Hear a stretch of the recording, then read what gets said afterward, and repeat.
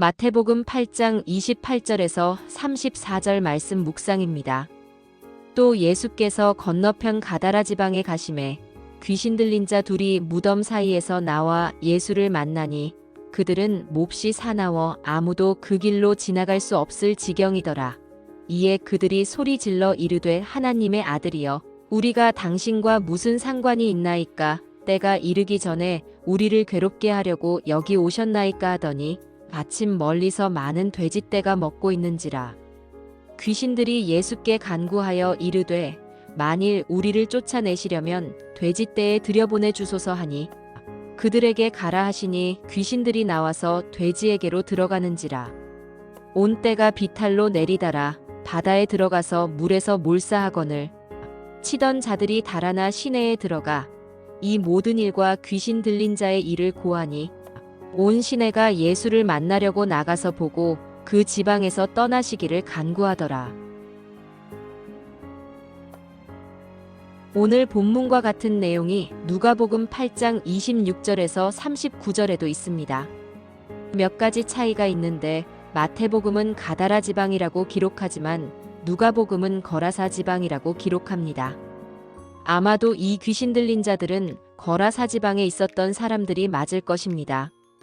당시의 가다라는 헬라의 10개 도시를 지칭하는 데가볼리 중 하나였을 정도로 제법 큰 도시였습니다. 반면 거라사는 잘 알려지지 않은 작은 성읍이었고 가다라 인근 지역이었습니다. 그래서 마태는 그 지역을 더 넓은 범위인 가다라 지방으로 지칭한 것으로 보입니다. 귀신 들린 사람의 수도 마태복음에서는 둘로 기록되었으나 누가복음에서는 한 명으로 기록되어 있습니다. 실제로는 2명이었을 것이며 다만 한 사람이 다른 한 사람에게 종속된 모습이어서 누가는 한 명에 초점을 맞추어 기록한 것으로 보입니다. 저는 복음서에 이러한 차이가 있는 것이 오히려 복음서가 얼마나 진실한 기록인가를 보여준다고 생각합니다. 만약 조작된 책이었다면 이런 차이를 두지 않았을 것입니다. 누가복음에는 이 귀신 들린 자에 대해 좀 더 상세하게 기록되어 있습니다. 이 귀신들은 너무 많아서 그 이름이 군대였으며 이 사람은 오랫동안 옷을 입지 않은 채 무덤 사이에서 지내고 있었다고 합니다. 그리고 매우 사나워 아무도 그를 통제할 수 없고 심지어 쇠사슬로 묶어도 그것을 끊고 도망갈 정도였다고 합니다. 그런데 그런 사람이 예수님이 가까이 오시자 도망가지 않고 나와 엎드렸다는 사실은 매우 놀랍습니다. 아마도 도망칠 엄두를 내지 못했을 것입니다.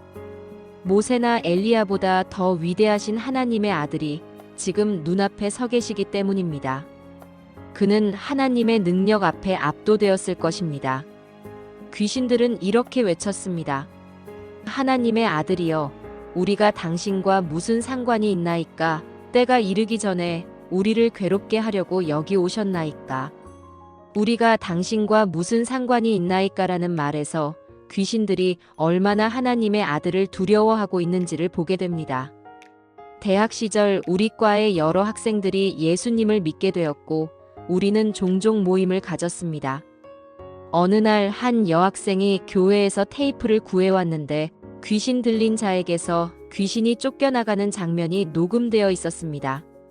어떤 사람이 귀신에게 예수님을 아느냐라고 묻자 귀신은 안다. 그런데 나와 상관없어라고 말했습니다. 이 자매는 성경에서 보던 일이 실제로 일어나는 것을 듣고 충격을 받았고 그 경험을 통해 성경을 진심으로 믿게 되었습니다. 지금은 남편과 함께 멕시코에서 선교사로 섬기고 있습니다. 오늘 본문에서 귀신이 때를 언급한 것은 이들이 언젠가 완전히 제거될 때가 있다는 것을 알고 있음을 보여줍니다. 마지막 때가 되면 귀신들은 모두 잡혀 영원한 불못에 던져질 것입니다. 그러나 지금은 마귀와 귀신들이 아직 제어되지 않은 시대입니다. 이들은 여전히 사람들을 미혹하고 넘어뜨리려 합니다. 그러므로 우리는 말씀에 굳게 서서 그들을 대적해야 합니다. 귀신들이 돼지떼에게 들어가기를 요청하자 예수님께서 허락하신 것은 이들이 아직 세상에서 완전히 제거될 때가 아니었기 때문입니다. 즉 이들도 하나님의 섭리 안에서 어떤 역할을 감당하는 때가 남아있음을 보여줍니다. 돼지들이 몰살된 사건은 돼지를 치던 자들에게 큰 충격이었을 것입니다. 당시 유대인들은 돼지를 가증히 여겼으므로 아마도 이방인이나 타락한 유대인이 돼지를 쳤을 것입니다. 돼지떼의 몰살이 그들에게 재산적 손해를 가져온 것은 사실이지만 우리는 재산의 손실만을 기준으로 판단해서는 안 됩니다. 모든 것을 아시는 주님께서는 이 사건을 통해 그들에게 어떤 메시지를 주고 계셨습니다. 돼지를 치는 일은 율법상 금지된 일이었기 때문에 이 일은 이들이 하나님의 살아계심을 알고 지금까지 하던 일을 청산하며 하나님께 돌아올 수 있는 좋은 기회가 될 수 있었습니다. 아마도 돼지를 치던 자들과 주인들에게도 이것은 그런 기회였을 것입니다. 그러나 안타깝게도 그들은 이 회개의 기회를 놓쳤습니다. 오히려 예수님께 자기 지방에서 떠나달라고 요청했습니다. 그들은 다시 돼지를 치는 일에 몰두했을 것이고 결국 영생을 버리고 돼지를 택한 셈이 되었습니다. 우리에게 일어나는 많은 일도 영적인 복을 받을 수 있는 기회로 주어지는 경우가 많습니다. 병이 들거나 사업이 어려워지는 일도 마찬가지입니다.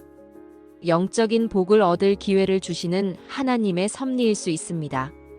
우리 영혼이 멸망을 향해 가는 것을 알지 못한 채 세상 이익에만 몰두하다가 정작 영적인 기회를 놓쳐버린 적은 없는지 돌아보아야 합니다. 그것은 너무나 끔찍한 일입니다. 주님, 제게 일어나는 많은 일 속에서 주님께서 주시는 은혜의 기회를 놓치지 않게 해주십시오. 예수님 이름으로 기도합니다. 아멘.